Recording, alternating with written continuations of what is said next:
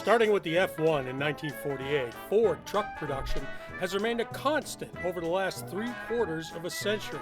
It's one of the longest continuous running nameplates.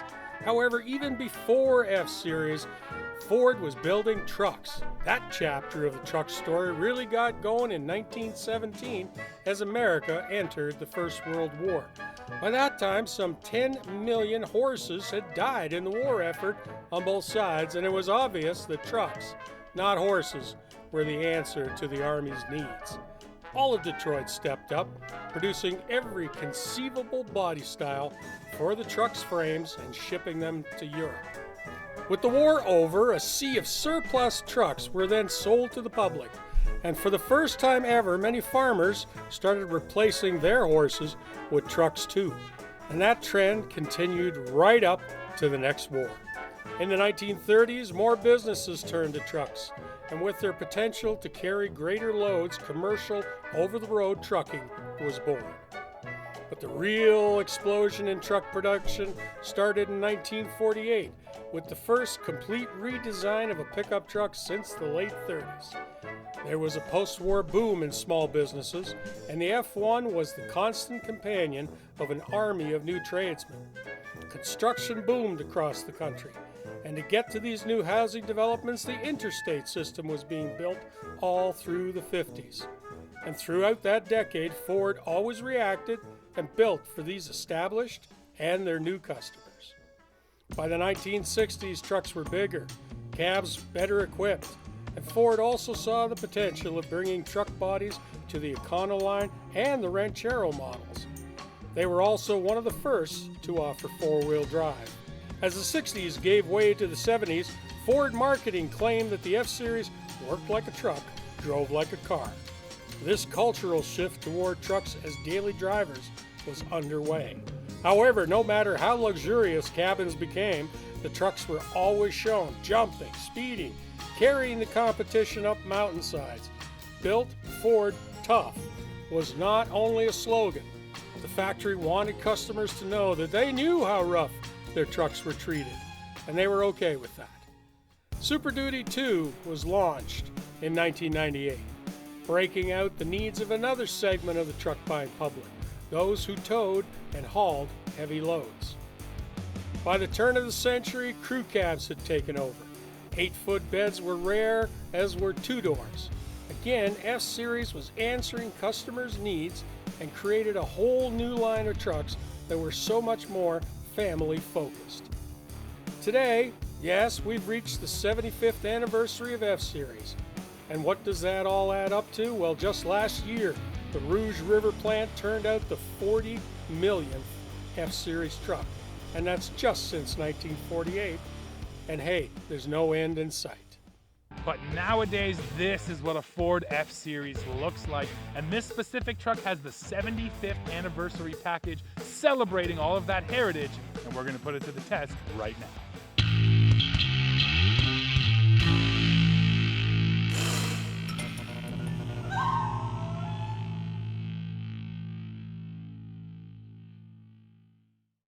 Powering our F-150 today is the 5-liter naturally aspirated V8. This thing makes 400 horsepower, 410 pound-feet of torque, and that is sent through a 10-speed automatic. And this is a little bit more exciting than normal because generally the test trucks that we get from Ford Canada have the EcoBoost engines. In fact, I don't even think we've tested a 5-liter here on Truck King. So especially later, we're going to do 0 to 60 while towing. I can't wait to see the result compared to the turbo engines. So this truck right here has the 75th anniversary package, and it's an XLT, but you can tell it's got that package by the way it looks. You're getting this awesome two-tone paint job, sort of the body color over black. You're getting a unique grille up front, and then when you check that box, there's a few other things as well, such as a console embossing on the interior. You're getting captain's chairs with the flow-through console. You're getting the interior work surface, which is a really neat feature that Ford has on many of its F-150s now, allows you to use a laptop, like you can see me doing right here. Like I mentioned, you're getting that unique grille, 20-inch dark alloy painted aluminum wheels, and then finally a black onyx interior with two-tone slate gray seating.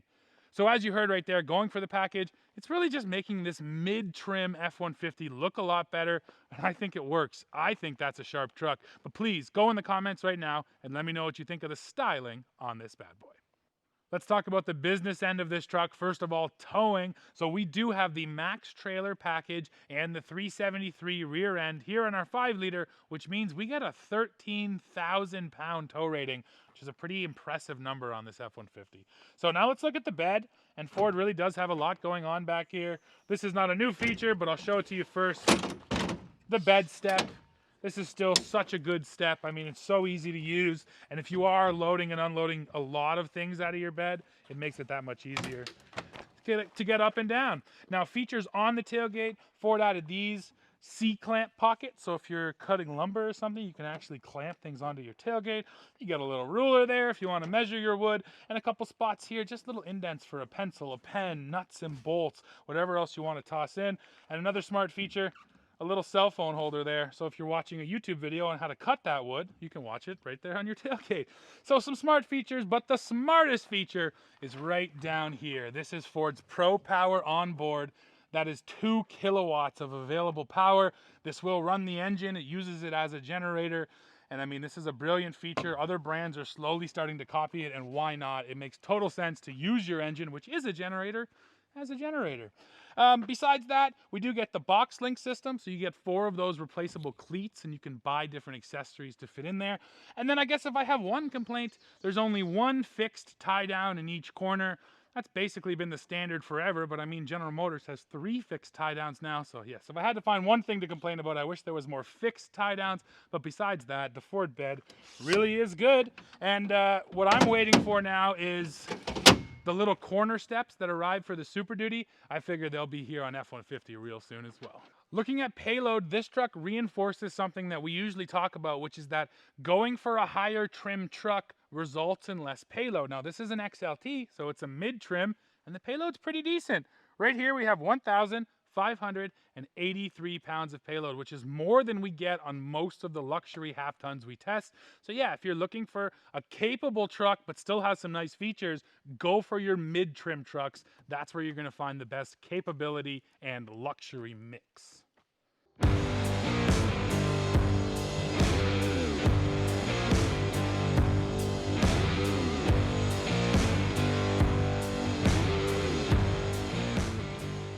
Now let's take a look underneath this F-150 thanks to our handy dandy truck ramp. So first of all, I like to point out the tow hooks. These are easily accessible. They're right up here on the front of your frame rails. Those are nice just in case you got to get pulled out or you have to pull someone else out. Now on this truck, we do have the FX4 off-road package, and you're going to see evidence of that underneath here in a couple spots. There's your first one right there. That is a steel front differential skid plate. That's our magnet to check steel versus aluminum. So that's part of FX4 off-road. We also get a unique set of shocks in the front and in the rear. That's also part of FX4 off-road. And you're getting a rear locking differential and hill descent control, which is kind of nice. As we move back here, you'll see the second skid plate is right here. That's our steel transfer case skid plate. That's handy, also part of FX4. And then we get a fuel tank skid plate, although this one is just plastic. That's fairly common on trucks. We see the plastic skid plate used for the fuel tank. At the rear end, I already mentioned unique shocks, and a full-size spare tire is tucked in back there. One other thing I like to point out underneath Ford products, right here behind your front tires, you have what's called a wheel blocker. It's just this little extension off of the frame here. And what that is doing, well, it was specifically installed in response to the IIHS small front overlap crash test, where basically these front tires were pushing back into the cab too far. And this is actually the only brand I see do this, but Ford installs them here to give you extra safety, to make sure that in a crash, this is not going to end up crumpling into the cabin. So I do appreciate that nod to safety, and I do think this is an effective solution. On the flip side, one thing you also have to know, when you move up to, say, a Raptor, and you're getting massive, big, oversized tires, this is the same on the Bronco too, they take the wheel blockers away because the tires would rub on them. But they don't ever mention that, and they don't have to crash test those trucks separately. So the safety that you're getting from your F-150 does depend on which model you get and whether or not you're getting a set of these.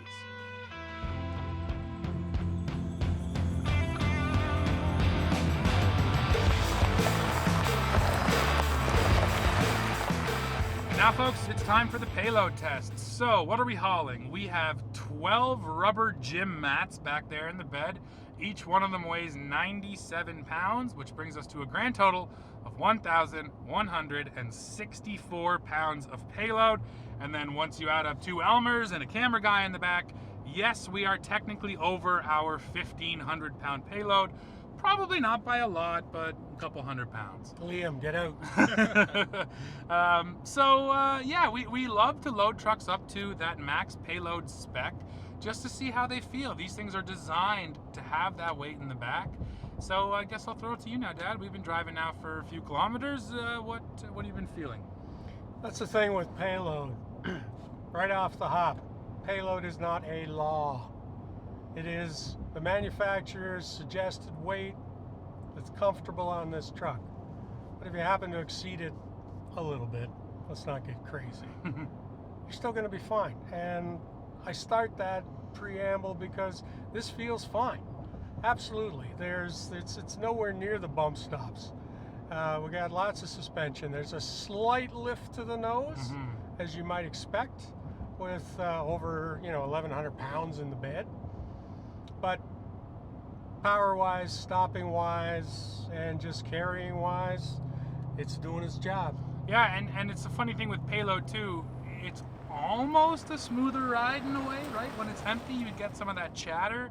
Once you put the weight in the back, that's totally gone. Now the suspension's working harder back there, but that's sort of what I feel from the passenger seat, is it just takes rid of some of that sort of stiffness. Well, and you're right. I mean, every truck is always engineered to work the best with weight on it. I mean, because you've got it's sprung load and unsprung load. So obviously you drive around empty, it's going to be at its stiffest. So you put some weight on it and then the whole thing gets actually quite comfortable. What's nice for a change with our video today is that we have an XLT. This is a truck that's only one step up from base. Now granted, we have the XLT high equipment group. We also have the 75th anniversary package, which also brings along the XLT sport appearance package. So we have a lot of options on this truck. Here in Canada, the one you're looking at is right around $80,000. But it's still just a mid-trim truck, and we're so used to testing all of those crazy expensive platinums and limiteds.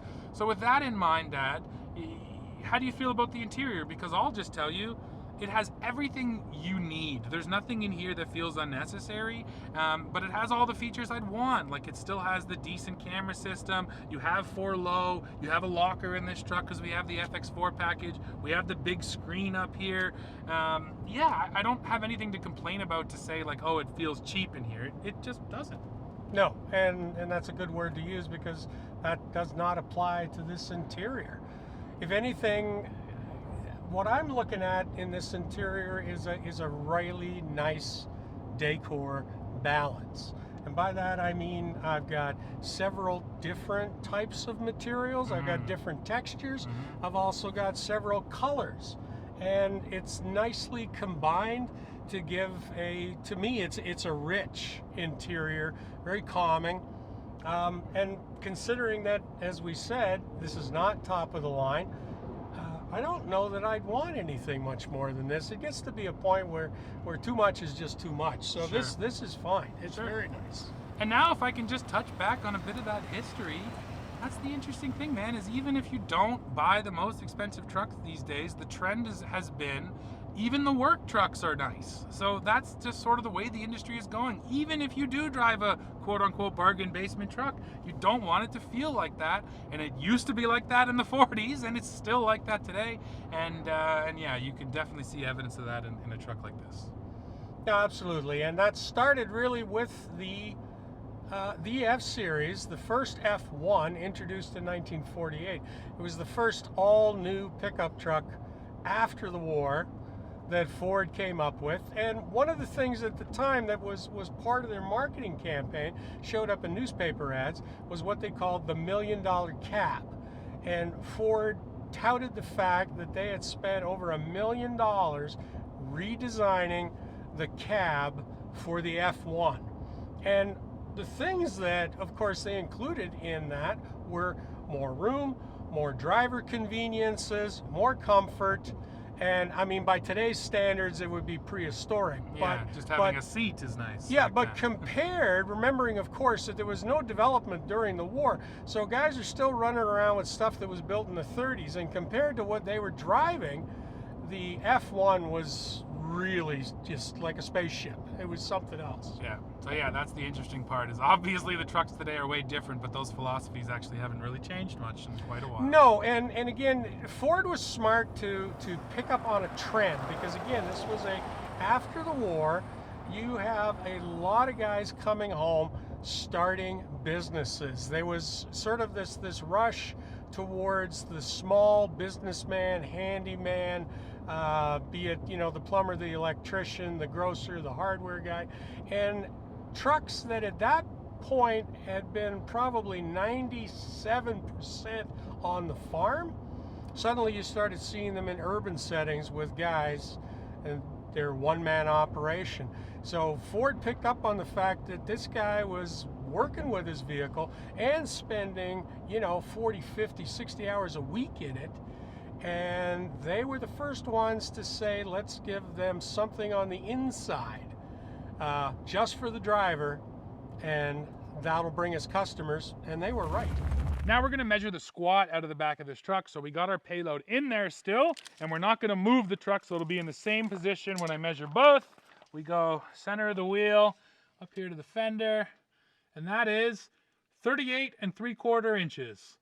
38 3/4 loaded. We'll strip the weight off, and we'll see how much it was squatting.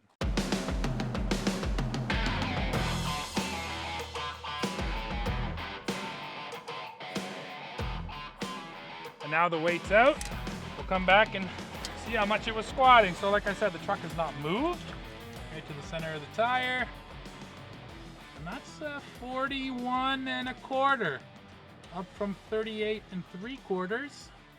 So that's about 2.5 inches of squat, which is a little bit more than we'd expect. Usually at 1,000 pounds, most half tons will squat 2 inches. Granted, this was about 1,200, so that little bit of extra did bring us down to about 2.5.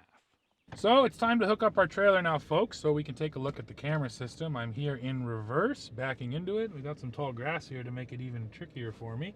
But this is the first view you get, the rear and the top down view. This is kind of neat. You can zoom in on specific parts of the truck. So if you just want to see one corner of the truck, it'll actually show that to you. And as I get closer back here, you'll be able to see there's all the grass. I was hoping you'd actually see the trailer next to it, but this is a really tight view, which is kind of cool as well. So that's pretty nice to be able to zoom in and out of where you want to. Now the other views we have here, you can just get your rear view. You can get a rear wide view, which is kind of cool. That's your auxiliary camera. So this could be on the back of your trailer, could also be inside your trailer, depending on where you want to put it. You can choose. That's your hitching view. So looking straight down at your hitch, which is pretty handy. And then this is your trailer reverse guidance, which is actually going to help you back into a trailer. And you can also, yeah, control your cameras there too, which is pretty cool. So a lot of really great camera views here. And this is the one I need right now to try to nail this back up. We'll shut the parking sensors off there. We'll see if the height's okay. Oh, nice, just okay. And boom. And the last thing I'll point out, auto park brake ready. This is a great feature. When you hit that plus button to zoom into the trailer, when I put it in park, the parking brake comes on because it's assuming I'm hooking up a trailer, so you always want your parking brake. So that's pretty nice too. Well, let's get hooked up. So just hooking up the trailer here, hooking up my 7-pin. The one thing that's annoying on the Ford F-150, look how deep these chain hookups are underneath the bumper. You really got to reach in there to find them.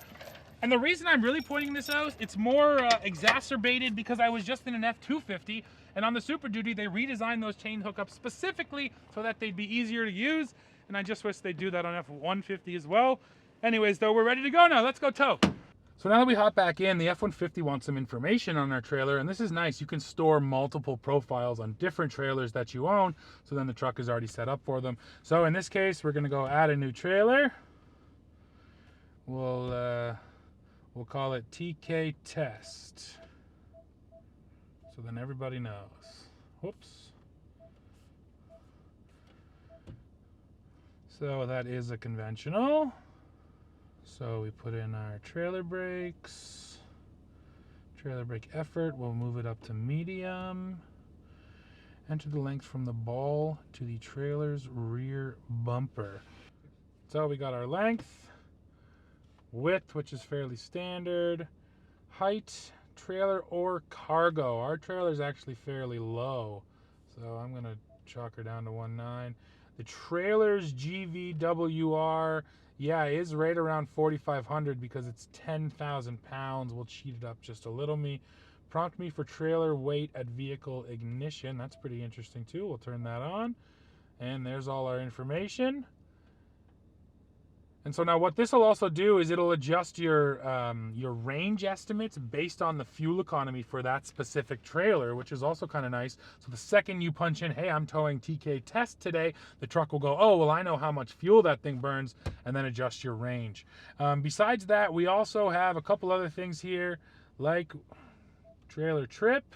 So this will specifically record the kilometers that you put on that one trailer. So at the end of the year, you can actually say, well, I towed this trailer for this many kilometers.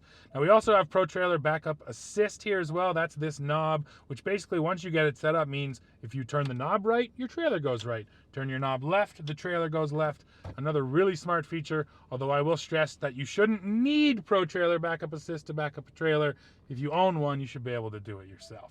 Now there's even more things here up here in my info cluster. So I can go down here to trailer light status, for instance, and that's going to check my lights, and you can see there we do have kind of shoddy lights on our trailers right now, and it's saying my brake or one of my turn signals is not working correctly, and we do know about it. It needs to be rewired. We don't have TPMS on our trailer, and then once again, all of your information there for that specific trailer is going to come up. So these are the kind of features that makes owning these trucks so convenient today, because the truck is going to be ready to go for you for all of your different trailer setups right from the second that you hook up.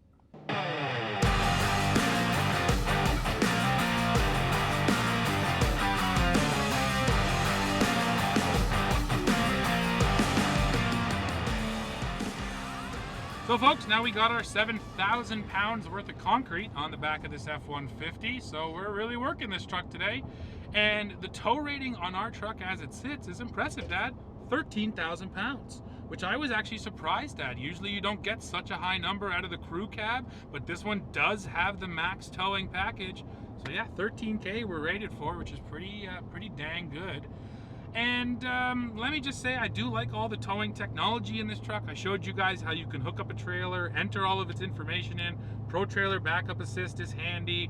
Integrated trailer brake controller, of course, always nice to have too. So certainly a well executed truck for towing. And then again, you know, you go to those top trim models, you lose the towing and payload. So again, XLT, this is your sweet spot if you want some nice interior creature comforts, but you want to maintain all of those great utility numbers. And all that being said, Dad, and I specifically want you to talk about the 5-liter because we're always towing with EcoBoost. So why don't you tell us what are you feeling with the trailer behind you, and what do you feel out of the V8? Well, it's interesting because we had so many EcoBoosts that when that turbo kicks in, you get that kick in the pants. Oh yeah. The 5-liter is strong, but it comes on later. So the low end is a gradual climb. It's got to kind of get to its mid RPM before you feel it really kind of pull.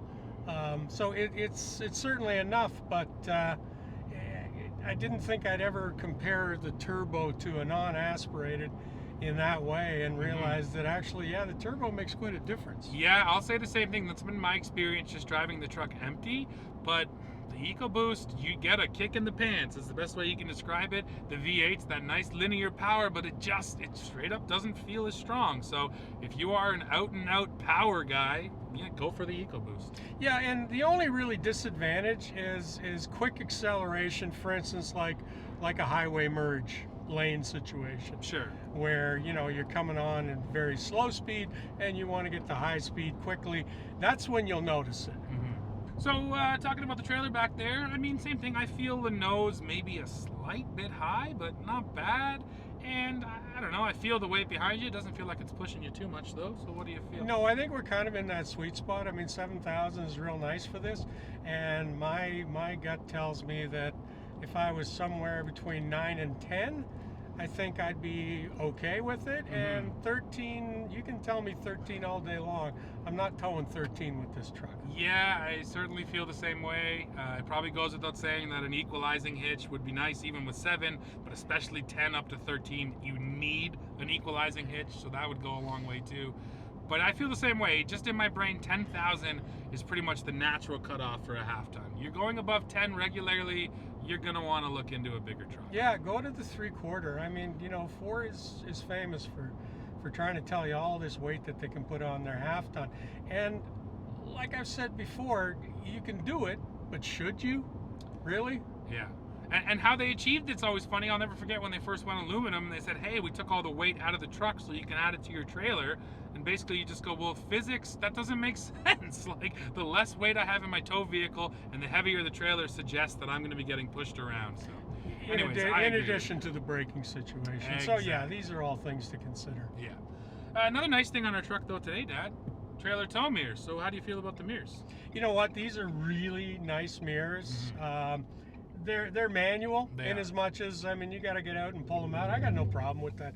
One less servo to brake. Yeah. But they're a good size. The convex in particular is really nice and big. You can get you can really see the guy trying to cut you off from the next lane with these. So we've been towing for a little bit now. We did 40 kilometers and we managed 17.4 liters per 100 kilometers, which actually feels pretty good for this 5 liter. And I gotta say, I don't think the EcoBoost would be any better. In fact, it might even be a bit worse. So definitely comparable with those twin turbo V6s, especially when towing. And now we're gonna try 0 to 100 kilometers per hour with our 7,000 pounds. And I'm gonna run the stopwatch for you, Dad. So I'm ready when you are. On go, okay? And 3, 2, 1, go.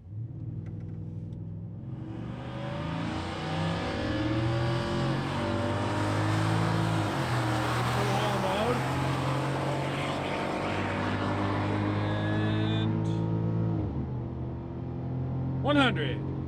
So that was a 15.78 0 to 100 time as told by my stopwatch, and now you can see how that stacks up on the leaderboard.